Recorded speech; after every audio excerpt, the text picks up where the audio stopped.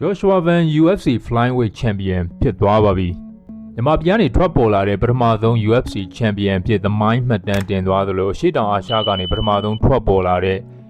UFC Champion အာရှတိုက်ကနေပထမဆုံးထွက်ပေါ်လာတဲ့အမျိုးသား UFC Champion ဖြစ်မှတ်တမ်းတွေတတိကြီး Joshua Van ကစုခူးသွားပါတယ်ဒီပွဲမှာပွဲကတော့ပြည်သက်တွေထင်ထားသလိုမဖြစ်ခဲ့ပဲနဲ့ဖန်တိုဂျာရဲ့ဘယ်ဘက်လက်အစ်စ်လွဲသွားပုံရပါတယ် dislocation ဖြစ်သွားတယ်လို့ယူဆရပါတယ်ကျိုးသွားတယ်လို့တော့ကျိုးသွားတာလည်းဖြစ်ကောင်းဖြစ်နိုင်မှာဒေါက်တာတွေမျက်လုံးထဲမှာကြည့်ရင်ဒါကျိုးသွားမှဖြစ်မှာများသောအားဖြင့်ဒါကတော့ medical check up လုပ်ပြီးမှပဲသိရပါမယ် dislocation ဖြစ်သွားတာဖြစ်ဖို့များပါတယ်ဘယ်လိုပဲဖြစ်ပါပွဲကိုတော့ဒါ commentator တွေရောအားလုံးကတော့ပွဲတစ်ပွဲကိုဒီလိုမျိုးဆုံးသက်တာမျိုးတော့မမြင်ခြင်းပေမဲ့တချို့ကိစ္စတွေကကိုယ်လည်းလုပ်လို့မရဘူးပွဲများကစားလေဒီလိုနိုင်ပွဲလေးတွေကပါ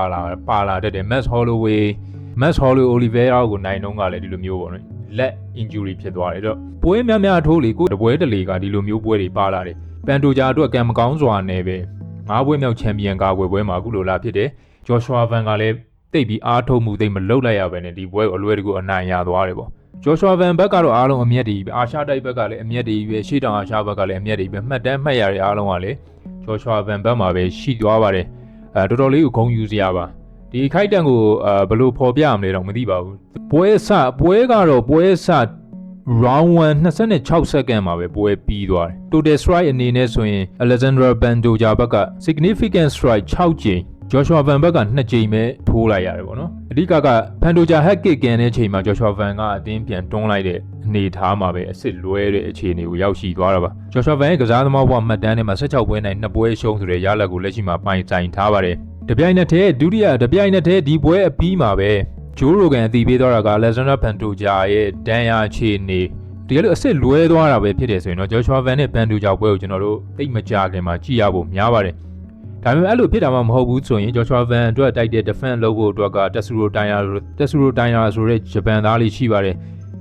Joshua Van တို့ရဲ့ရှေ့ပွဲမှာပဲ flyweight တန်းမှာ Brandon Moreno ကို round 2မှာပဲ ground ကိုခေါ်ဆော့ပြီးတော့ ground and pound နဲ့Brandon Moreno ကိုပထမဆုံး TKO ရအောင်လုပ်ပြီးတော့အနိုင်သွားတဲ့ဂျပန်သား18ပွဲနိုင်တပွဲရှုံးဆိုတဲ့ Tatsuro Taira တယောက်ရှိနေပါတယ်အဲ့ဒီပွဲကလည်းတကယ်ဆိုတော်လေးကိုစိတ်ဝင်စားဖို့ကောင်းပါ Tatsuro Taira ကတကယ်ကိုwell rounded ဖြစ်တဲ့ fighter ပေါ့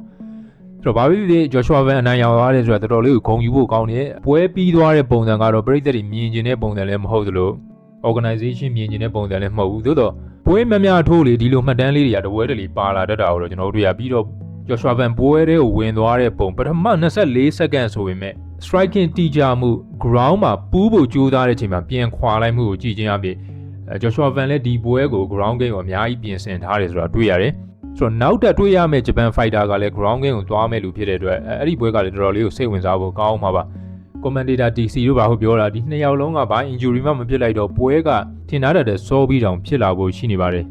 ဒီအနေထားနဲ့ပတ်သက်လို့Joshua Van ရဲ့နိုင်ပွဲနဲ့ပတ်သက်လို့နောက်ထပ် update သိရတဲ့သတင်းတွေရှိရင်လည်းဆက်မှန်ပြီးတော့တင်ဆက်ပေးသွားအောင်ပါမယ်လက်ရှိမှာတော့ UFC ရဲ့ဒုတိယမြောက်အသက်အငယ်ဆုံးချန်ပီယံဖြစ်လာခဲ့ပါပြီမှတ်တမ်းမှတ်ရတွေကဘယ်လိုရှိမလဲဆိုတာကိုကျွန်တော်တို့ဆက်လက်ပြီးတော့အချိန်နဲ့တပြေးညီတင်ဆက်ပေးသွားမှာဖြစ်ပါတယ်အားပေးတဲ့အတွက်ကျေးဇူးပါ CIB ကပါ